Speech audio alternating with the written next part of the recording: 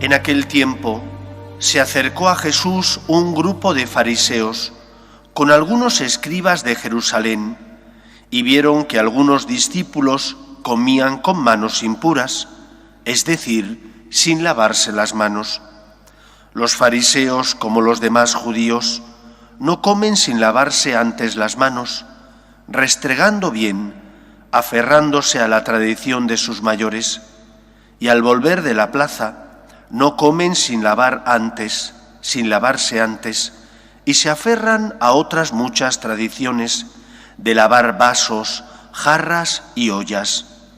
Según eso, los fariseos y los escribas preguntaron a Jesús: ¿por qué comen tus discípulos con manos impuras y no siguen la tradición de los mayores?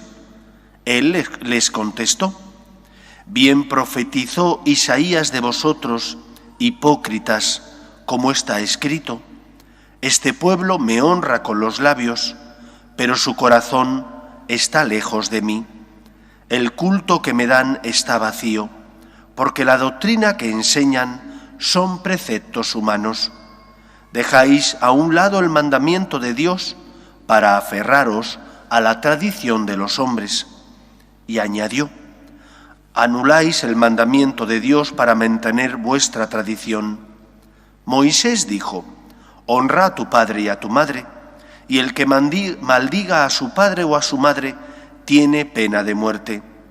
En cambio vosotros decís: si uno le dice a su padre o a su madre, los bienes con que podría ayudarte los ofrezco al templo, ya no le permitís hacer nada por su padre o por su madre, invalidando la palabra de Dios con esa tradición que os transmitís, y como éstas hacéis muchas. Palabra del Señor. Gloria a ti, Señor Jesús. Ante la dureza de corazón de los fariseos y de algunos escribas, Jesús responde tratando con dureza a aquellos que no tienen misericordia. Les llama hipócritas. Cristo ha venido como plenitud de la revelación de Dios a los hombres, como culmen de esa revelación, no a abolir la ley y los profetas del Antiguo Testamento, sino a dar pleno cumplimiento. Y esa plenitud implica también limpiar aquello que, con el paso del tiempo, se ha ido adheriendo a la tradición, a la transmisión de la fe que Dios hizo a su pueblo Israel. Es como la misión que realiza un conservador del Prado, del Louvre o de algún museo importante.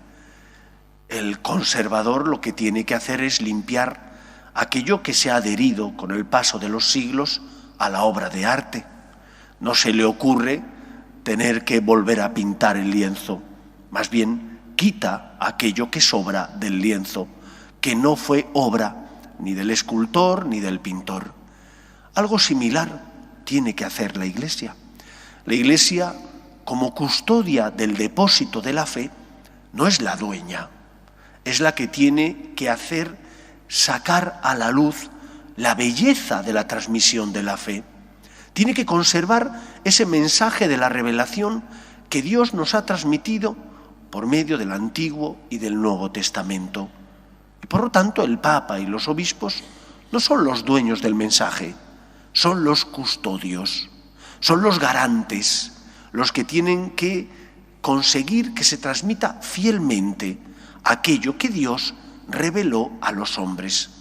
Lógicamente, con el paso de los siglos, de los años, con el cambio de las sociedades, con la forma de hablar de nuestros días, tiene que expresarse y transmitir esa fe, que no puede utilizar, lógicamente, las mismas palabras que se utilizaban antaño, porque nuestra sociedad ha cambiado.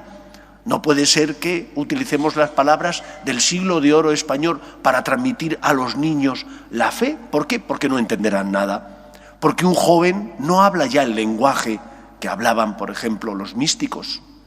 Para intentar transmitir la fe, tienes que adaptarte al lenguaje actual. pero no cambia el depósito de la fe, no cambia lo esencial del mensaje, cambia la forma de explicarlo. No puede ser que un catecismo actual diga cosas contrarias a las que decía el catecismo, por ejemplo, del padre Astete o del padre Ripalda. La fe es la misma. La forma de explicar la fe puede cambiar, pero no lo esencial de la fe. ¿Y qué es lo que Cristo le recrimina en concreto a los fariseos y a los escribas? Les recrimina que no tienen corazón, que en primer lugar no han puesto el corazón en su relación con Dios. Y porque no han puesto su corazón en relación con Dios, tienen y viven una religión ritual. Cumplen una serie de ritos que pueden ser buenos, pero que son expresión de algo que siente en su corazón uno y que intenta vivirlo. Si yo he convertido mi relación con Dios simplemente en una religión del cumplimiento, mi frialdad para con Dios se trasladará también en mi relación con los demás.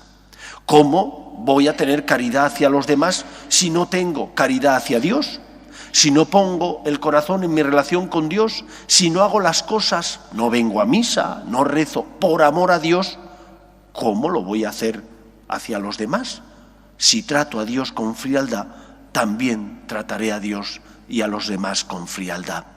Por lo tanto, preguntémonos, ¿en qué consiste mi relación con Dios? ¿Está basada en el amor? ¿Está basada en el agradecimiento porque me he encontrado con Él y es el mayor tesoro que he recibido y por lo tanto intento amar a Dios? No me apetece venir a misa entre semana, pero sé que Dios me espera y que puedo porque tengo tiempo libre.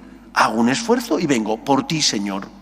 Me cuesta llevar mi cruz, porque con este compañero o compañera en el trabajo es difícil, pero pongo una sonrisa, lo intento ofrecer al Señor, intento ver las cosas positivas. Por ti, Señor. ¿Estás poniendo el corazón? Jean-Paul Sartre, un filósofo existencialista, decía, el otro es mi infierno. Claro, el otro es tu infierno cuando solo ves lo negativo que el otro hace y no te das cuenta de lo negativo que tú haces. El otro es tu infierno cuando le ves con ojos de frialdad, cuando ves que el otro no es nadie en tu vida, es alguien que como mucho te hace la vida imposible. Pero el otro es tu hermano porque somos hijos del mismo Dios que nos creó a su imagen y semejanza y que mediante el bautismo nos elevó a la condición de hijos adoptivos suyos. Y por lo tanto no podemos tener una mirada tan fría hacia los demás. Pero todo nace de tu relación con Dios. ¿Cómo ves a Dios y cómo le tratas? Si a Dios le tratas como si fuera ese Dios lejano que no te importa, no me extraña que a los que se cruzan contigo en la vida les trates también así. Si en cambio intentas amar a Dios, si en cambio intentas poner el corazón en tu relación con Dios, será mucho más fácil que tu corazón vea con otros ojos a los que se cruzan contigo en la vida. Hipócritas porque no ponían el corazón en su relación con Dios, hipócritas porque habían convertido el judaísmo en una mera religión ritual, la religión del cumplimiento, pero no la religión del amor. Que no sea así en nosotros. Pongamos el corazón en nuestra relación con Dios y eso se notará también en nuestra relación con los demás.